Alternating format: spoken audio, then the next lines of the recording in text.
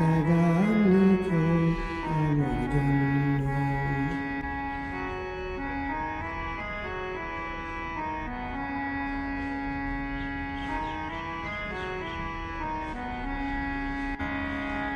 সে গান যেন আমায় উজাড় করে দেয়, সে সুর যেন